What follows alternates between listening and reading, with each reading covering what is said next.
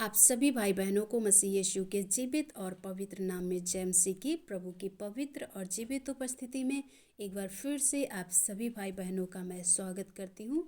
मसीह में मेरे प्रिय भाइयों और बहनों, आज हम बात करने जा रहे हैं पापों के लिए एक सच्चा पश्चाताप क्या होता है, कैसे करना चाहिए।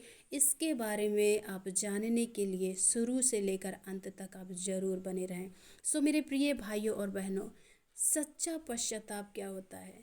पश्चाताप करने का अर्थ पाप के लिए केवल अफसोस करना नहीं है और अपने आप को शर्मिंदा होना नहीं है, लेकिन उस पाप से जो पाप कर रहे थे सदा के लिए मन को फिराना है।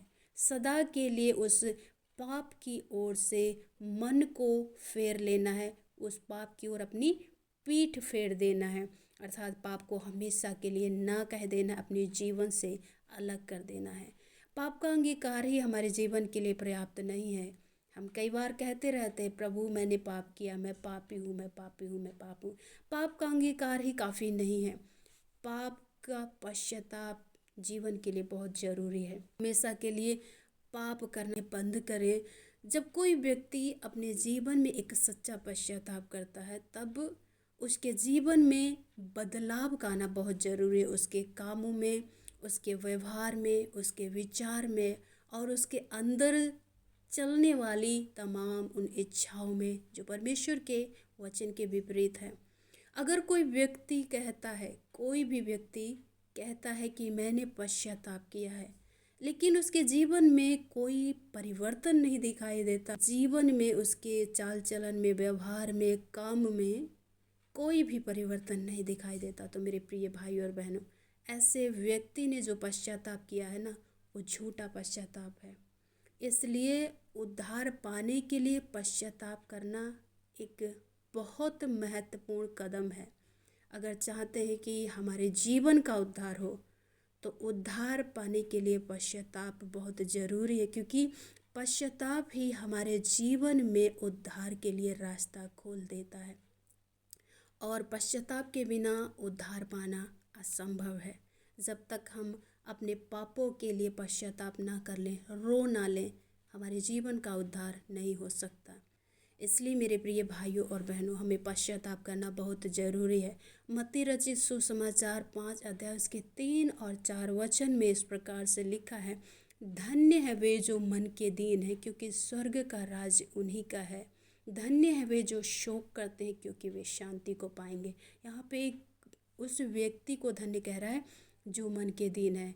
और मेरे प्रिय भाइयों और बहनों, जो व्यक्ति अपने मन में दीन होगा ना, वही सच्चा पश्चाताप करेगा। और सच्चा पश्चाताप करेगा तो अपने पापों से हमेशा के लिए अपने मन को फिरा लेगा, अपनी ज़िंदगी से पाप को हमेशा के लिए अलग कर देगा। और प्रभु का वचन कहता है कि स्वर्ग का राज्य उसी का है। जो व्यक्ति अपने पापों से, अपने गुनाहों से अपने मन को फिरा लेता और प्रभु के सामने दीन और नम्र बन जाता है, प्रभु का राज्य, परमेश्वर का राज्य, स्वर्ग का राज्य उसके निकट आ जाता है। और जो व्यक्ति अपने जीवन में शोक कर लेता है पापों के लिए, जैसे कि कोई भी हो, मरे हुए व्यक्ति के लिए एक बार शोक सभा रखी जाती है और उसमें जी भर के लोग रो लेते हैं, लेकिन उसके बाद कुछ समय ऐसे रहते रहते वो हमेशा के लिए उसको भूल जाते हैं। ऐसे ही पापों के लिए एक बार ऐसे रो ले और उसके बाद हमेशा के लिए उसको छोड़ दे अपने जीवन से, जैसे मृत व्यक्ति को छोड़ दिया जाता है, ऐसे ही पाप को हमेशा के लिए अपने जीवन से अलग कर दें। जैसे कैंसर अगर शरीर में जब तक रहता है, शरीर को दर्द देता है, पीड़ा देता है, बढ़ता रहता है, ऐसे ही पाप हमारे जीवन में कैंसर की तरह काम करता है। अगर कैंसर को शरीर से निकाल दिया जाता है, शरीर धीरे धीरे स्वस्थ होने लगता है। ठीक उसी प्रकार से पाप को हमारी ज़िंदगी से अलग कर दिया जाए तो हमारा जीवन धीरे धीरे सुधरने लग जाता है और परमेश्वर के महिमा के योग्य हो जाता है।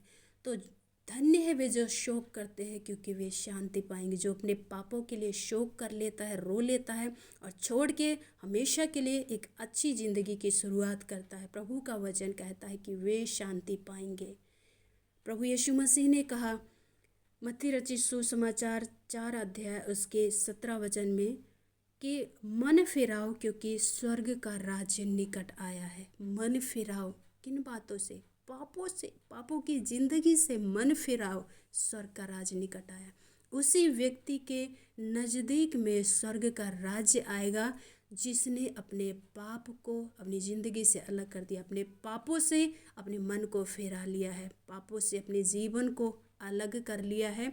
परमेश्वर का राज्य, स्वर्ग का राज्य उन्हीं के निकट आएगा। सो मेरे प्रिय भाइयों और बहनों, यहाँ पे आपके ऊपर कोई फोर्स नहीं, कोई दबाव नहीं, लेकिन डिसीजन आपका है, निर्णय आपका है। परमेश्वर का वचन सबके लिए एक समान है, सबको अवसर देता है।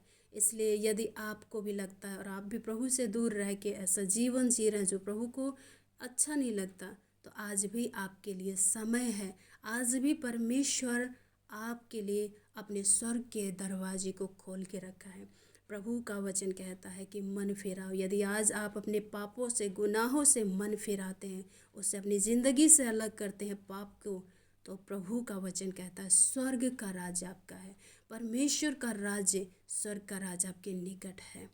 आप प्रभु के राज्य के वारिस जरूर होंगे यदि आपने अपने जीवन में सच्चा पश्चाताप कर लिया। परमेश्वर एक सही निर्णय लेने के लिए आप लोगों की मदद करे। प्रभु आप सभी को आशीष और बरकत दे। आप लोगों के लिए प्रार्थना करेंगे।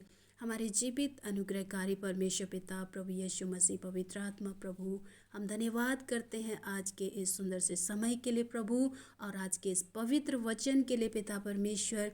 जैसा कि आपने कहा, मन फेराओ क्योंकि स्वर्ग का राज्य निकट आया है। हाँ मेरे परमेश्वर पिता, आज इस वचन के द्वारा सभी सुनने वाले भाई बहनों को और हम सबको आशीष दे पिता। प्रार्थना करते हैं प्रभु, जितने भी भाई और बहन इस वचन को सुन रहे हैं प्रभु, सुनने वाले प्रत्येक भाई बहनों पर आपका अनुग्रह आने पाए प्रभु, आपकी दया होने पाए प्रभु। यदि इनमें से कोई भी भाई और बहन आज भी पाप की ज़िंदगी जी रहे हैं प्रभु, तो मेरी प्रार्थना है अपने वचन के द्वारा इनसे बातचीत करें प्रभु, ताकि प्रत्येक भाई और बहन अपने पाप की, गुनाहों की ज़िंदगी से तौबा करके, जीवन में सच्चा पश्चाताप करके, उन्हें अपने जीवन से अलग करके उस पाप को एक नई ज़िंदगी की शुरुआत कर सके, ताकि स्वर्ग के राज्य के नज़दीक आ सके प्रभु।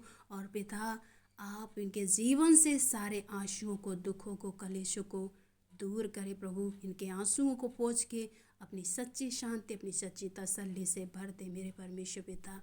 इनके जीवन, हालात, परिस्थिति सब कुछ बदलते चले जाए प्रभु यीशु राजा।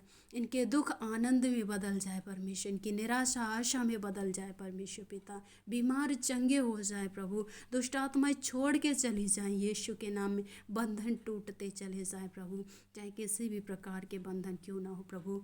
अनुग्रह दे और आज़ाद करे, शांति दे पिता परमेश्वर। अपनी आशीषों से भरे प्रभु। धन्यवाद करते हैं जीवित पिता, आपने हमारी प्रार्थना को सुना है, सुन के हाँ और आमीन के साथ उत्तर दे दिया है पिता। मैं विश्वास करती हूँ यीशु मसीह के जीवित और सामर्थ्य नाम में होकर हम इस दुआ को मांगते हैं, आमीन। प्रभु आप सभी भाई बहनों को बहुतायत से आशीष और बरकत दे। बने रहें हमारे साथ हमारे चैनल में इसी प्रकार के और भी वीडियो देखने के लिए। जय मसीह की।